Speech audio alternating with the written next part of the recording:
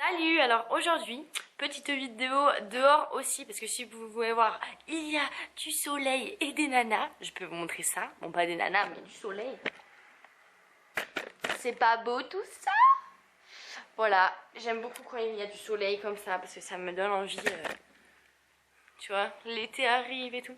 Par contre, c'est très lumineux, alors si j'ai des petits yeux comme ça, c'est parce que, je sais pas, moi mes yeux ils sont bizarres, ils ont toujours du problème à aller dehors avec rien du soleil, je suis là. Après ça donne des rides.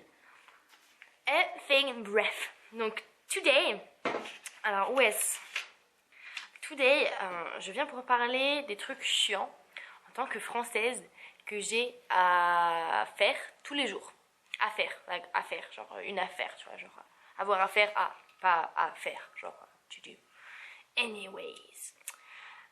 Donc j'ai une petite liste de 1, 2, 3, 4, 5, 6, 7, 8, 9, 10, 11. 11 trucs qui m'ont un petit peu genre waouh, c'est bizarre, tu vois, genre c'est chiant quoi. Donc je vous l'ai dit, je vais vous les lire un par un et puis je vous commenterai sur ça. Donc le premier que j'ai mis c'est les miles. Donc ça c'est un peu chiant parce qu'il y a les miles pour compter par exemple les mètres et il y a aussi les miles per hour, genre la route et tout. Donc c'est super chiant pour plusieurs choses. Donc premièrement, il compte en miles, en inches et en foot, like feet, you know. Et c'est vraiment kind of chiant parce que c'est pas logique en fait, tu vois, genre même les Américains sont d'accord que c'est pas logique. Genre si tu prends un mètre, tu sais qu'un mètre c'est tant de centimètres, un kilomètre c'est que c'est tant de mètres, blablabla. Bla, bla, bla. Comme ça, tu vois, c'est de 10 en 10 en 10 ou de 100 en 100 en 100. Et ici, les inches, donc t'as un inch. Alors, ça n'a pas trop à voir avec les miles, tu vois, genre, ou les foot. C'est pas pareil. Donc, si vous voulez, je mettrai la différence entre 1 miles et 1 kilomètre. Mais voilà, moi, ça m'a perturbé énormément, surtout par exemple pour les miles per hour pour la voiture quoi. Ici par exemple ils disent 25 miles per hour. Je n'arrive pas à parler. Ils disent 25 miles per 25 miles per hour et en gros c'est genre 40 km par heure, quelque chose comme ça. Et donc tu vois, la première fois que moi je suis arrivée ici, je me suis dit purée, c'est super lent, genre ça paraît lent. Et en fait au final bah ça va. Donc en fait ça monte jusqu'à 75 ou 80 des fois. Et voilà, c'est genre 130 pour nous. Donc voilà, mais c'est un truc un petit peu perturbant quand tu ne connais pas la référence et tout. Donc moi je ne connais toujours pas la référence, je ne sais toujours pas. Le deuxième point c'est les Fahrenheit. Donc ça, bon, maintenant, je commence à m'habituer. Ça fait quand même 8 mois que je suis ici. Et voilà, moi je connais les températures basiques. Genre, quand je suis arrivée ici, il faisait genre 90 degrés Fahrenheit. Je sais plus trop combien ça fait en fait, je ne sais pas combien ça fait en Celsius. Le seul truc, c'est que je sais juste que 32 degrés Fahrenheit, c'est 0 degrés Celsius. Donc, il neige. Ça, je sais parce que j'habite dans l'Utah. Et il neige. Mais par exemple, je sais que quand il fait 90 degrés, tu meurs de chaud quoi, c'est comme ça en été. Donc je savais quand je voyais 90 degrés, je savais que je me mettais en t-shirt. Après tu vois, ces temps-ci il fait genre 50, 60 degrés. Et donc je sais que il fait assez bon pour me mettre en petite veste. Voilà, tu vois que je peux aller au soleil et qu'il fait bon. Donc c'est un petit peu en mode j'essaie de deviner et que voilà, approximativement on va dire. Troisièmement, c'est les cups. Donc, ce que j'entends par là, c'est que moi, je ne savais pas personnellement, avant de partir aux États-Unis, ici, je ne savais pas qu'ils utilisaient des cups. Donc, c'est-à-dire que dans les recettes, ils n'utilisent pas genre les grammes, les centilitres, les millilitres, les trucs comme ça. Ils utilisent des cups. Et je peux vous mettre une photo maintenant pour vous montrer comment c'est. Et voilà, les cups. Et donc, ils ont un cup, ils ont quarter of cup, ils ont I don't know, a fifth of cup, ils ont one cup and a half, I don't know, like all these things. Et ils ont aussi les teaspoons et tablespoons. On fait les mêmes choses, mais nous, on utilise vraiment la cuillère à soupe et la cuillère à café, tu vois. Eux, ils ont carrément le petit set de trucs. Donc, je vous mets une photo aussi. Et c'est vraiment très marrant parce que, bon, c'est kind of... Je sais pas, je crois que ça fait plusieurs fois que je dis kind of. C'est un peu... Enfin, c'est plutôt pratique, on va dire, parce que comme ça, tu vois, sur les recettes, t'as 2 cups de farine, je sais pas. Donc, tu prends le cup et tu fais 1, 2, et voilà, c'est fini. En France, tu prends... ta farine, tu prends ta balance, tu prends ton bol, tu prends une cuillère, tu mets ta farine dans ton bol, tu le pèses jusqu'à être au millimètre. Tu vois, c'est chiant. Mais moi, j'ai continué à faire comme ça, mais pour super longtemps. Et donc, c'était un petit peu chiant. Mais bon, voilà. Donc ça, c'est un truc à savoir. Et je me souviens plus. Mathilde, ma copine, elle m'avait dit qu'un cup, ça équivaut à... Non, je vais le mettre là parce que je ne m'en souviens plus. Genre... Non, je vais pas dire de bêtises, donc je me tais. Ah, j'ai fermé mon petit truc. Voilà. Quatrièmement, alors ça, c'est le truc, mais alors que tout le monde me dit, c'est ah, t'es française, alors t'habites à Paris. C'est même pas ah, t'es française, alors t'habites à Paris. C'est t'habites à Paris. Tu vois, c'est même pas genre une question, c'est t'habites à Paris. Moi, je sais qu'on m'a posé la question, mais plein de questions en mode, je sais pas, il fait chaud à Paris vous conduisez de quel côté à Paris? Alors, les gars, stop.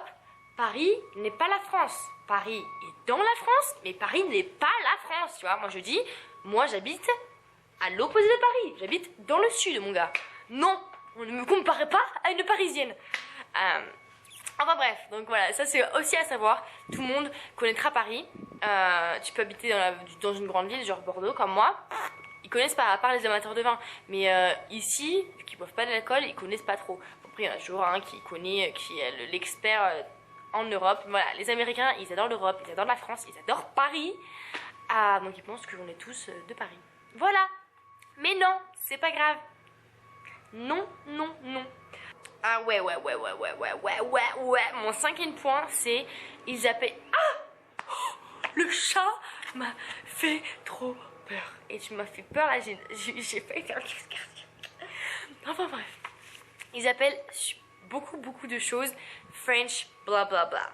C'est-à-dire qu'ils appellent leur pain French bread, ils appellent leurs frites French fries, ils appellent leur...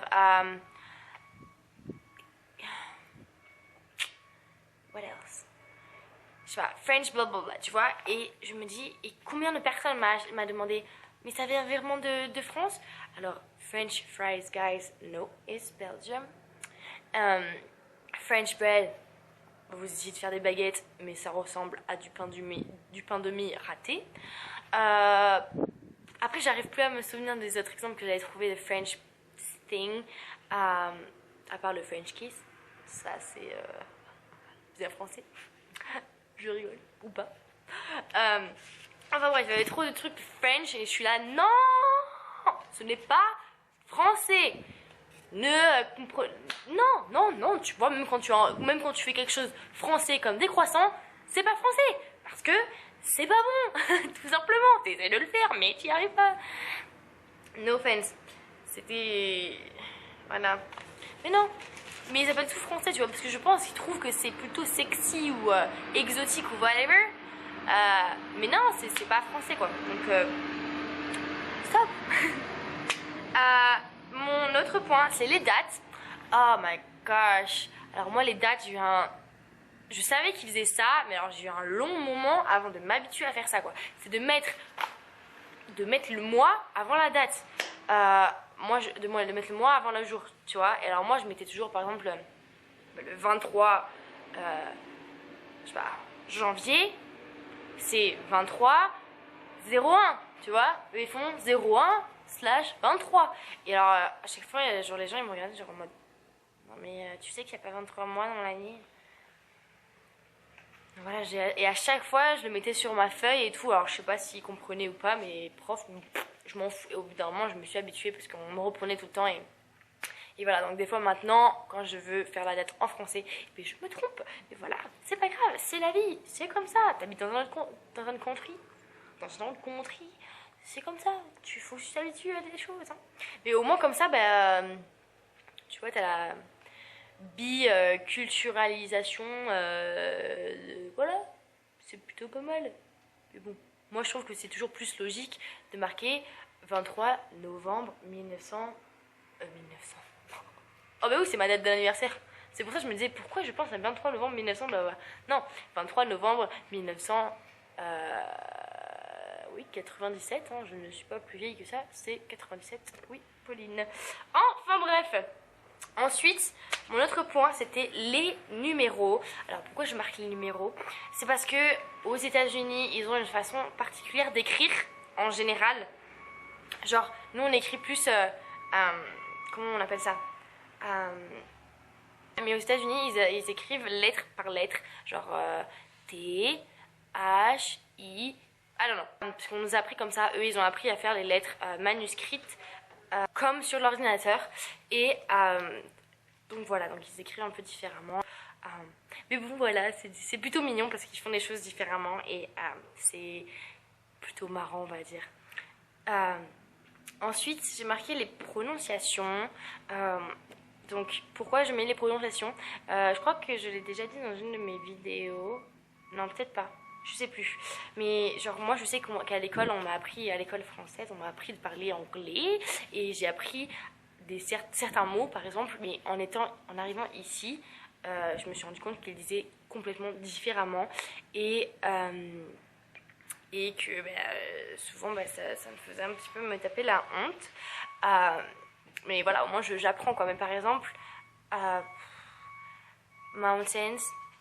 Tu vois, genre, moi je me souviens d'avoir appris mountains, tu vois, genre avec ain, like maintain, mais non. Ah, le chat. Et donc voilà, donc c'est complètement différent. Et surtout, ça dépend des états où t'es. Moi, je suis dans l'Utah, et dans l'Utah, personnellement, ils ne prononcent pas les T. Donc voilà, mon accent, even worse que... even worse than... Alors le chat il se gratouille à mon trépied, donc si ça bouge, désolé, c'est pas à cause de moi, c'est à cause du chat. Voilà, donc les prononciations, ça m'a joué des tours un petit peu et c'était plutôt chiant au début, parce qu'en plus les gens ils se foutaient un peu de ma gueule de temps en temps. Mais c'est pas grave, ça faisait rire. Ensuite, ça c'est le truc aussi super chiant, alors super chiant que les Français ils ne comprennent pas, c'est les taxes, tu vois. Parce que nous les taxes ils sont déjà... inscrit dans le prix, tu achètes un t-shirt, tu l'achètes, c'est marqué 30 ou 22 euros, c'est 20 euros à la caisse, tu vois. Ici, tu achètes ton t-shirt 20 euros, tu auras 2 euros ou 3 euros de taxes. Moi, ça m'arrive souvent, tu vois, quand je fais des petits achats, genre que je me dis, ouais, j'ai assez, j'ai genre 1 $, je peux m'acheter un café à McDonald's. Au final, ils me disent 1,13 $. Et j'ai que... 1 $ et quelques centimes. Et tu vois, c'est chiant parce que je me dis putain, tu pouvais pas marquer directement dans le prix. Enfin bref, ça c'est quelque chose qu'il faudra que vous pensiez, parce que moi je n'y pense jamais, ou du moins pas souvent, pas assez souvent, et c'est plutôt chiant. Mon dernier point, c'est les toilettes aux USA publiques. C'est pas possible. Genre moi je ne comprends pas pourquoi ils font des toilettes comme ça, genre à l'école. Non mais moi ça m'a surprise quoi. Genre t'as un trou, mais tu fermes ta porte, parce que tu vois c'est comme des petits trucs, mais tu fermes ta porte, t'as ça, non genre c'est pas comme ça en bas, des toilettes ouvertes. Donc quand tu es debout, tu vois à peu près jusqu'à ton genou, donc c'est-à-dire peut-être un petit peu moins. Donc ça veut dire que quand tu t'assois, quand tu es niveau position pipi, tu vois, on te voit presque, hein, sans déconner, si tu regardes en dessous. Et ensuite, t'as genre des trous comme ça entre les portes. Et clairement, si tu te mets dans un angle précis, tu vois la personne qui est en train de te regarder. Et clairement, moi je me souviens, c'était une des premières fois que j'allais aux toilettes publiques. Et moi j'étais pas dans les toilettes, mais j'étais à l'extérieur. Et clairement, le chat. Et clairement, je pouvais voir, genre j'étais dans un angle, j'attendais ma pause. Mais vraiment j'étais dans un angle où je pouvais voir la fille, genre vraiment sur les toilettes, tu vois, genre en mode... genre je pouvais te dire hein, tout ce qu'elle faisait. Mais alors tu vois, personnellement moi ça m'a gênée, je me suis décalée, tu vois. Mais elle, même si je suis sûre que même si elle me voyait, bon ben voilà, pas trop d'intimité on va dire hein. Et c'est vraiment très gênant parce que t'es là, please don't look at me, please don't look at me, please don't look at me. Et aussi, moi ça va, je suis pas trop grande, mais pour moi genre, parce que voilà, il y a le trou comme ça en dessous, mais aussi c'est vraiment super short, super court. Donc c'est à dire que moi quand je me mets debout, peut-être que ça m'arrive ici, donc je vois pas les gens, mais par exemple si j'ai des talons, je vois au-dessus. Donc je me dis s'il y a des gens, s'il y a des filles super grandes, enfin super grandes, très grandes, genre elles voient au-dessus, donc c'est à dire qu'on voit leur tête, genre dépasser en mode. Et ça c'est un truc que genre j'ai remarqué, je me suis dit putain c'est pas possible. Et après quand je regarde des vidéos de temps en temps des Français aux USA, ils disent tous la même chose à propos de ça et c'est bizarre mais c'est comme ça. Voilà, encore une fois, merci de regarder mes vidéos, vous êtes beaucoup sur ma chaîne et ça me fait tellement plaisir. Je sais pas, je ne sais même pas quoi dire parce que je n'aurais jamais imaginé que ce soit si grand. Pour moi c'était juste un petit truc pour le fun, c'est genre enfin à ma famille, à mes amis, au final c'est parti en cacahuète. Donc je vous dis merci, subscribe, pouce en l'air et partagez et voilà. Donc je vous embrasse très fort, à bientôt.